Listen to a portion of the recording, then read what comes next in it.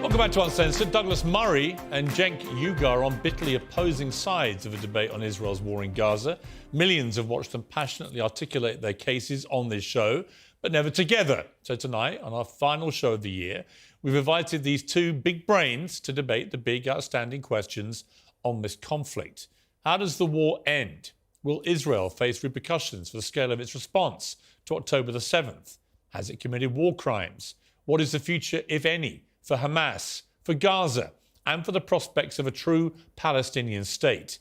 Most importantly, how do we get to peace? Well, I'm now joined by the author of The War on the West, Douglas Murray, and by Young Turks founder and Democratic presidential challenger, Cenk Uygur. Welcome to both of you. So I've interviewed you both a lot in this war, but not together. And Cenk, I know you felt the other night when you were debating with other people, it didn't really get into a debate, and I think that's fair enough. And what I'd like to today really is to be almost a referee, if you like, between you two to articulate your views and to see if we can reach any points of consensus. So in that spirit, let me start with you, Douglas. I think you're back in Israel. Is that right? Yes, I'm in Israel tonight, yeah. Today it was a sea of other stories have come out in the last few days, which have been concerning, I think. For anyone who, like me, believes that Israel has not just a moral duty to defend itself, but has a fundamental right to do so after what happened on October the 7th. And I've said that clearly from the start. It's always been, for me, the issue of proportionality. And it seems that in the last few days, there have been a number of incidents which really question whether Israel is being precise, as it says it is, or indiscriminate. And I would cite the killing of the 3 hostages. I would cite the killing of the 2 women outside the Catholic Church. I would cite the President of the United States saying that they're using indiscriminate bombing, and so on. Do you, Douglas, notwithstanding your full throttle support of Israel, does anything that's been happening make you think Israel needs to execute this war differently? No, and I think that most of the people who think they know how to execute this war have never executed a war. Indeed, most people who think they know how the IDF should be running this conflict have never been near a conflict. I'm in Israel tonight. I was in Gaza again yesterday. And the examples that you give, by the way, Piers, I don't see why they show any need to prosecute the war itself differently. I mean, just to take one of them, the first example you give, the absolutely tragic, awful shooting of these 3 hostages as they were coming out. But, you know, some of the spin that's been put on that in the world, apart from the glee, of course, that Israel's enemies can't help expressing, some of the spin on that is almost as if it shows the IDF is sort of so brutal that it even kills Hamas hostages who are Israeli. I just think this is another example of the international media and others just having this astounding lack of empathy for the Israeli people. Can you imagine what it was like for those soldiers who were in Gaza, knowing that at any point there are snipers, there are booby traps everywhere, people coming out of tunnels that they've built at British and American taxpayer expenses and attacking them? Can you imagine what it was like for the soldiers who, in that terrible moment, made the life-changing mistake of shooting 3 people who turned out to be Hamas hostages? But why would they? But Douglas, on that, why would they shoot anyone who was shirtless and waving an SOS flag? I mean, why would whoever they were, whether they were Israeli hostages or whether they thought they were Palestinians, why would anyone shoot anyone who comes out like that? That's my point. That'll be a matter for the inquiry into it. But, you know, look, it's hardly as if they'd have wanted to have done that.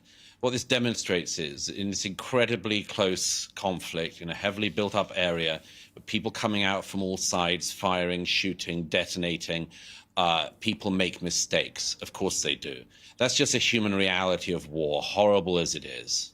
I don't think it shows in any way that Israel is prosecuting this war wrongly. As for the main issue of the war is to destroy Hamas. No Israeli of left or right or centre believes anymore after October the 7th they can live beside Hamas. Hamas has been given the statelet of Gaza. It was given it in 2006, voted in, then killed their fellow Palestinians in a coup, killed Fatah rivals.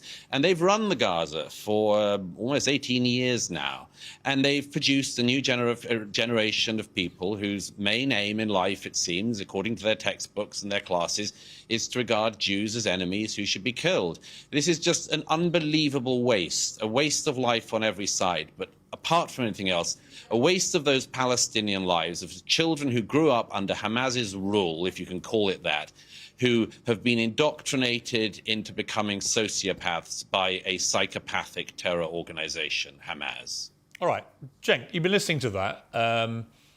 Is there anything that Douglas said that you agree with? No, nothing. Not even about the way Hamas has presided over Gaza in the last 18 years? Yeah. So that's a weapon of mass distraction. It's Israel doing genocide on the Palestinians right now.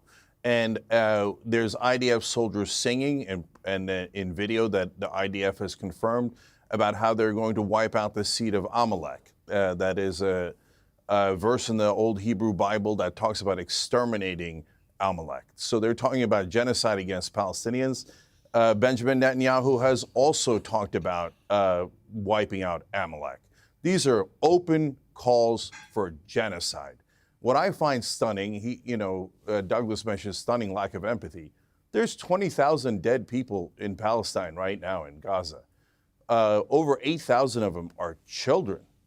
When 36 Israeli children were killed by Hamas, the world cried out, and I was brokenhearted over it. 36 poor kids dead in Israel.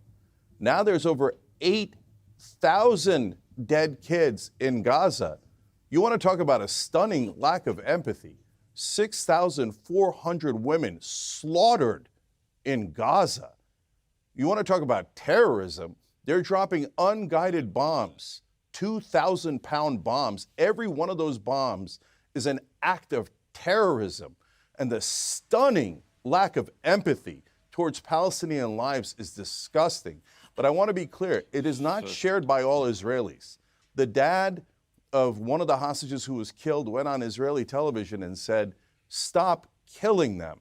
And he didn't mean the hostages. He meant the Palestinians. All right, but Cenk, let me just jump in. But before I go back to Douglas' response to this. Let me reply to that, Piers. Yeah, I will let you reply to that. On this issue of genocide, do you accept, though, that Hamas's whole raison d'etre when it comes to Israel is genocide? They want to eradicate Israel and kill as many Jews as they can. I mean, they've made no secret of this. Yeah, so this is really important. So I have no sympathy for Hamas. So I'm not interested in defending Hamas. I think that's nothing but a distraction.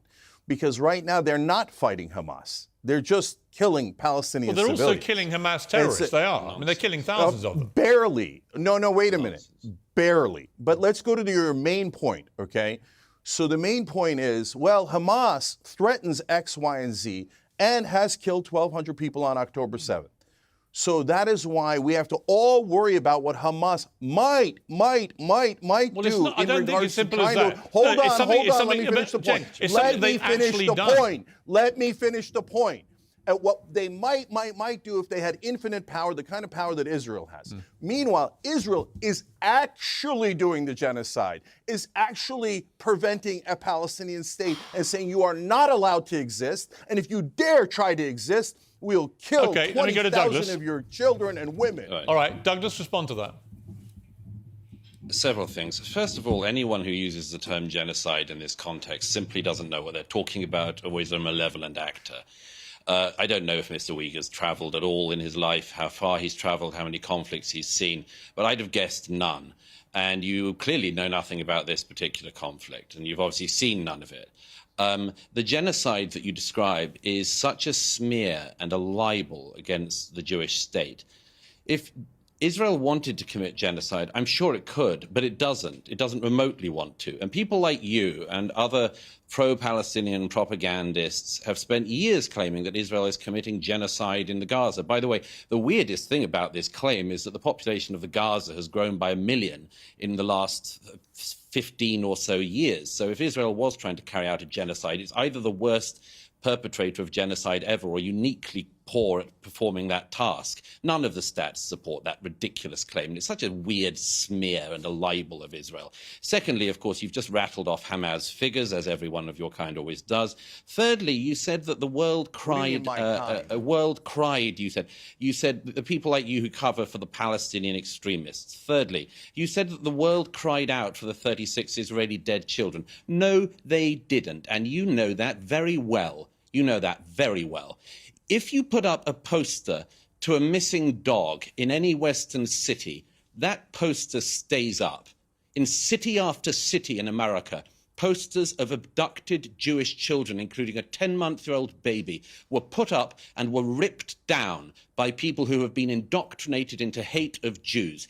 Nobody would rip down the poster of a missing dog, but from Dublin to Berkeley, they ripped down posters of abducted Jewish children. So no, I don't think there was very much care for that around the world. Let me put this to you, Douglas. Let me make two other very quick points. Firstly, you said what Hamas might do, as if it was some kind of hypothetical. Hamas showed what they do, what they want to do. It showed it on October the 7th, and its leadership, as I'm sure you very well know, said that they would like to repeat that again and again until they have got rid of every Jew. So, I don't know. I would trust Hamas's word on that rather than your interpretation of what you think they mean when they say that, and your generous interpretation of what you think that means. And finally, as for preventing a Palestinian state, it is nonsense that the Israelis have prevented a Palestinian state. They gave the Gazans a Palestinian state in 2005. They gave them a Palestinian state in 2005 when every Jewish person was ripped from their homes in the Gaza by IDF soldiers. And the Palestinian people were given a state. And what did they do? They voted in Hamas, who then killed their fellow Palestinians, never had another election, and used all the billions of dollars of taxpayer funds from the US, UK, and Europe to build terror tunnels and to enrich themselves so they could live the life of luxury in Qatar. Again and again, the reason there is not a Palestinian state is because the Palestinian leadership doesn't want one. Okay, Douglas, didn't want one in 1947. It preferred war, and it doesn't want one now. Douglas, let me put one point to you raised by Queen Rania of Jordan in a new piece for, I think it was the Washington Post. In just over 2 months, she said Israel's turned Gaza into a hellscape. At least 8,000 children have died, more than the death tolls of Pearl Harbor, September the 11th, and Hurricane Katrina combined. These are gigantic and horrendous numbers of children being killed.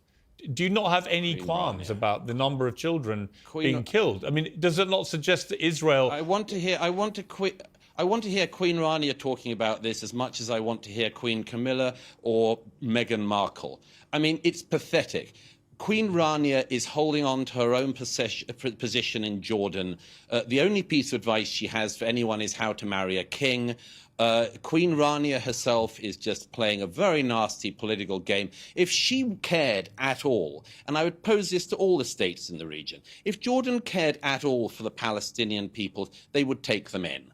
All right, they would Cenk, take them in. They don't want them. If the Egyptians wanted them, they'd take them in, but they don't. Do you know why? Because every country that takes in the Palestinians gets terror. It happened in Egypt, it happened in Jordan, it happened in Syria, it happened in Lebanon, it happened in Tunisia, on and on. That's why these people don't really care about their fellow Muslims. They just care about hating Jews. All right, Cenk, your response.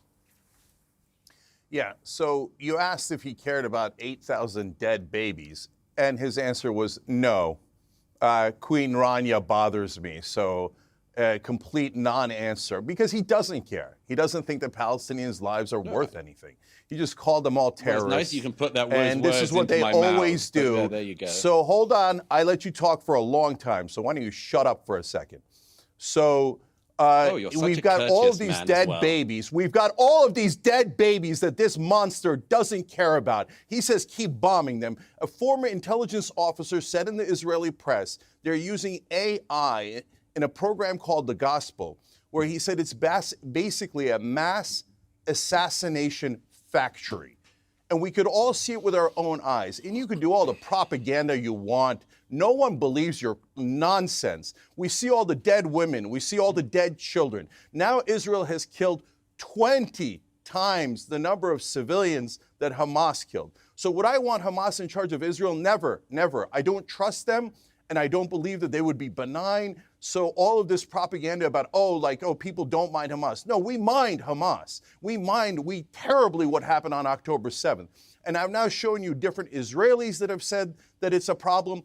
And I want peace and security for both Israel and Palestine. And this does not get Israel any peace or security. But when you ask the other side, do you mind tens of thousands of civilians that have been murdered, incinerated alive, body parts picked out of rubble, little babies killed over and over again in what is even the Israeli prime minister is referring to as Amalek, meaning an extermination of the Palestinian people. And I must clarify the difference between a genocide and a Holocaust. A genocide is when you target a specific people and kill a lot of civilians. Srebrenica, where 6,000 people were killed, was considered a genocide. So it doesn't mean you try to murder every single person in that Cenk, let me ask race. you. That is a Holocaust. Okay, but let me reply. Wait, one second. Before I go to Douglas, Cenk, one question. You want to get rid of Hamas too, as does Douglas, as do I. If you don't do it the way that Israel is currently doing it, given that they live amongst the population, how else do you do it? Yeah, there's an excellent way to do it, and there's the right way to do it. So let me explain.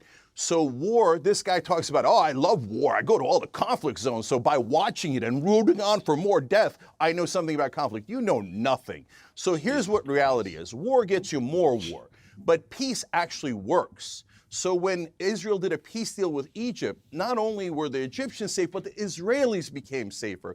That peace deal has held for decade after decade. So how do you do a peace deal in this case? What you do is you do the two-state solution now, and you do it with the Palestinian Authority in the West Bank. And if you then have a Palestinian state, the Palestinian Authority would have the credibility to drive out Hamas from Gaza.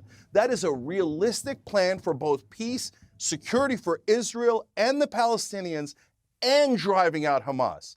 The idea that you're going to kill 20,000 more civilians, 200,000 more civilians in Gaza, and it's going to drive out Hamas. Okay, let Douglas let me answer that. Let Douglas respond to that. First of all, I mean, your other guest, I mean, I don't know what kind of a creature he is. He's a kind of low-grade thug, as far as I can see. He's listened to nothing I've said. Yeah, I know, because I'm Muslim. That's what you call all Muslims. I'll tell you. No, it's not that at all. It's not that at all. I just think that I think you're just a very low-rent racist. But anyway, let me just get on to it. You say first of all, I don't care about the death of Palestinian children. Yes, I do care. I care very deeply about it. But I also know that the responsibility for their deaths lies on Hamas, which has misgoverned their society for the last 16 years and now has been leading the country into being in a war with Israel. So yes, it's on Hamas this. As for seeing wars, by the way, I just mentioned about seeing wars because as far as I can see, you're very ill-travelled as well as rather ill-lettered and ill-spoken.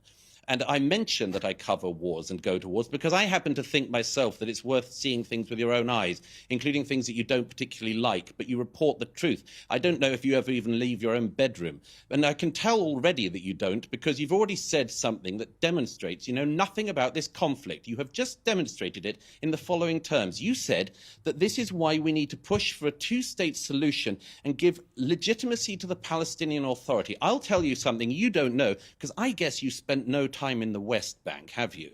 I'll tell you something you probably don't know. The Palestinian Authority, Fatah, celebrated the 7th of October massacres. I'll give you another fact which demonstrates you know nothing about this and clearly haven't ever visited any Palestinians in the West Bank as I have. If there was an election tomorrow in the West Bank, the reason why there isn't one is because if there was an election tomorrow in the West Bank, Hamas would win. So your idea of a two-state solution, I'm afraid you are so out of date and you really should leave your bedroom. Because in this region, nobody thinks that there is a two-state solution on the table because there is not a viable negotiating partner. But I just want to make one other main point. You have gone on and on tonight, throwing accusations out against the Jewish state, against me. It's the sort of thing you do. I know you're a sort of online pugilist and think you can run for office, and good luck with that. But I'd just like to point out that you only really get animated if the Jews are involved. And I can tell that for the following reason. I mean, your surname's Uygur, isn't it? 1 million Uyghur Muslims in China have been put in concentration camps in the last decade. And people of your ilk never really care about that, do you? Because it's not the Jews doing it, it's the Chinese Communist Party. At the moment, 1 million people who are in Pakistan at the moment, who are your fellow Muslims and who happen to be Afghan, and I don't think you care about them, do you? 1 million Afghans are currently being forcibly deported from Pakistan to Afghanistan. You don't care about that. You're not riled up about that. You're not riled up about what the Janjaweed are currently doing in Sudan, where thousands and thousands of people are being attacked by the Islamist militia there. You don't care about any of that. You get exercised and you rile up what little base you have of malcontents because you're riled up when the Jews do anything. All right, it's Cenk. perfectly obvious. Okay. Cenk, your response. Yeah. Okay, first of all, my last name is Uygur. We're named after the Uyghur Turks in China. And have we talked about that on the Young Turks? I thought you had spoken up then. Yes. Yes, we've talked about it endlessly, but you don't know that, and you don't watch the show. Shame you just nobody make watches things your up. show. So, nobody does watch your show. Yeah, well, okay, again, you're interrupting me when I was kind enough to let you go on with your mad ramblings. So how nobody watches the show, we have 5 billion views a year. I don't know what piddling outfit you're on, or what little Substack or whatever the hell you write on. So the reason we're incredibly popular is we fight for all. We fight for shut up. We fight for all innocent civilians. So yes, we've covered all of those conflicts. Yes, I'm against fundamentalist Islam, no question about it. I'm against fundamentalist religions of all kind. In terms of every right-wing supporter of Israel, their only tactic is, hey, don't look at the 8,000 murdered children. Don't look at the 6,400 murdered women. Don't look at the fact that all the hospitals in northern Gaza have been shut down. Don't look at the fact that 4 out of 5 people in northern Gaza are starving right now, and half of the people in southern Gaza are starving. Instead, anti-Semite, anti-Semite. Now, wait a minute. I just told you how much I want peace and security for Israel, how much I hated what happened on October 7th. What you don't know is I started the Young Turks with 2 Jewish friends. And so the whole program is both Jews and Muslims. You know nothing. You know nothing. I have Jewish family and friends. Why in the world, God, as they go to Israel, I want them to be safe, okay? So I have shown empathy for all civilians throughout everything I have ever done. But all you have is hatred. Oh, he's an anti-Semite. Kill the Muslims. Kill the Palestinians. And once we kill them, by the way, we'll blame them for it. Israel had to murder all those babies in Palestine because Hamas made us do it. Then why are you listening to Hamas? Why are you letting Hamas drive your agenda? Well, you don't have to kill those civilians. It's a mass assassination factory. We are, 9 weeks into this war. 20,000 people, according to the Hamas-run health authority, but the numbers have not been questioned by other official bodies. 20,000 people so far have died on the Palestinian side. And it is estimated from the IDF that they say they've killed 7,000 or so Hamas terrorists. That number's not been verified. But if you take that as being accurate, that's 20% of the estimated number of Hamas terrorists that exist. Therefore, there's 80% still to be eliminated, which at this rate would take another 8 to 10 months and would lead to potentially several 100,000 civilians being killed and pretty much all of Gaza being obliterated with nowhere for the 2 million who've been displaced to go back to. So my question for you is, if this is the game plan by Israel to finish Hamas right to the last terrorist, what is left after that? They talk about the day after the war. What does it look like? Who runs Gaza? Where do these people go back to live? In other words, what actually happens if Israel is successful, however long it takes, in eliminating Hamas? Well, first of all, I just have to add, you quite rightly said it, Piers, that the figures you gave are Hamas figures, and we do have to treat them with more than a grain of salt. As for, again, my counterpart here goes on about the deliberate genocide of children and women. I mean, I know, and this is the sort of thing I think you do. You sort of claim that there are bombs being deliberately dropped on children and old women. Why would Israel want to drop bombs deliberately on children or old women? I mean, it's just a shame you don't get out and see anything. The Israelis do an incredibly careful campaign before bombings to try to make sure that civilians are warned to leave areas that are about to be attacked. Everybody knows that. Everybody in the region knows that. It's a shame that that fact hasn't got to you. As it happens, the whole question you raised, Piers, is a very, very complex one. I don't have the answer. I don't believe anyone does have the answer about the day after.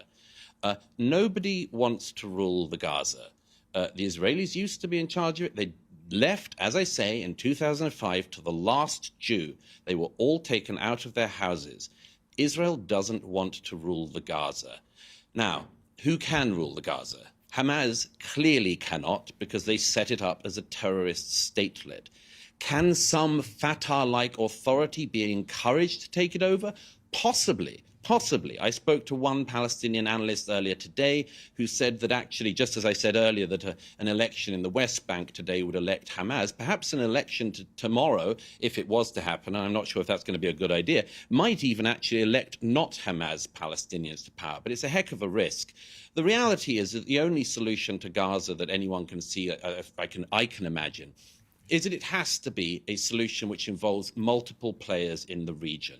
The question of the Gaza is a very complex question. It used to be ruled by Egypt, used to be run by Egypt. Can Egypt have a role? In my view, it has to have a role. Can Jordan be involved? In my view, yes, it has to have a role. Can the Gulf states, including those who've been pumping money to Hamas, have some kind of role? Yes, I would hope so. It cannot be Israel's task alone to deal with the question of the Gaza. It has to involve multiple players in the region, but there's one kicker to that, which is that none of the Arabs in this region that I'm sitting in care a jot about the Palestinians. They really do not. If they did, for all of their talk, they would have done something.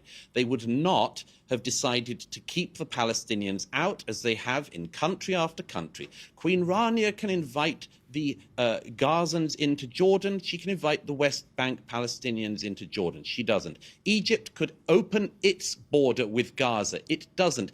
The Egyptian border with Gaza is firmer and more closely locked than the Israeli ones. There are Gazan workers who, until the atrocities of October the 7th, every day were going through the Eretz crossings and others to work in Israel and to earn a decent living. Were there workers going in daily into Egypt? No, because the Egyptians don't want Palestinians in their country. So the only solution is a regional one, but I'm afraid in this region there are very few people who care about the Palestinians. OK.